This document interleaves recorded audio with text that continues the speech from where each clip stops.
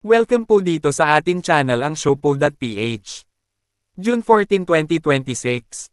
Iginiit ni Representative Joel Chua na dapat pisikal na dumalo ang mga senator judge sa impeachment trial ni VP Sara Duterte.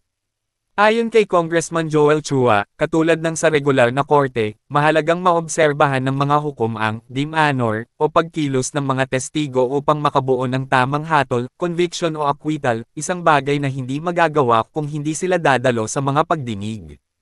Pakinggan natin ang pahayag ni Representative Joel Chua.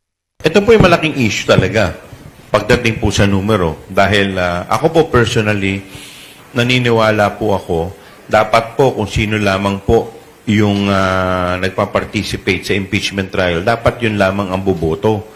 Kasi unang-una po, paano ka boboto kung hindi ka naman unang-una nag-participate dito sa impeachment trial?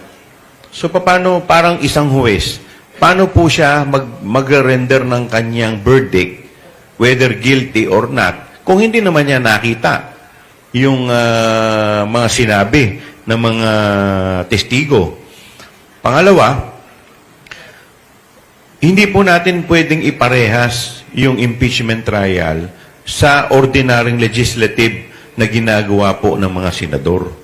Kasi po, maliwanag po, dito po sa impeachment, ito po ay parang this is akin to court hearing. So pag sinabi po natin akin, ibig sabihin, pwede po natin itong maikumpara sa mga court hearing kung saan po ang huwes tinitignan po yung demeanor ng testigo. Kung ito po ay nagsasabi ng totoo, kung ito po ay nagsisinungaling.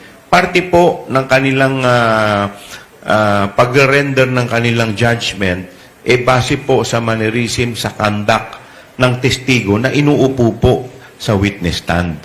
Kaya nga po, pagdating po sa appellate court, ang nagiging issue, kadalasan na po dyan, ang issue na po dyan, issue ng law, batas po. At hindi na po pinakikialaman ng mga appellate court yung issue sa fact. Kasi po, ang sabi po ng mga korte, ng Korte Suprema, hindi po nila pakikialaman ng issue pagdating po sa fact kasi ang best na makaka-ascertain ng mga testigo ay yung korte na nagdinig ng kaso. So, ganun din po dito. Paano po sila boboto kung hindi naman po nila nakita yung testigo, hindi po nila na-assess yung demeanor, hindi po nila nakita at na-assess kung ano yung kung ito po ay nagsisinungaling o hindi. At yan ang ating latest SOCMED viral update for today. Please like and share ang video at huwag kalimutan mag-subscribe, i-click ang notification bell for more SOCMED viral updates at suportahan po ang ating Facebook page. Maraming salamat sa lahat ng nag-subscribe indeed, magandang buhay sa lahat, syukran.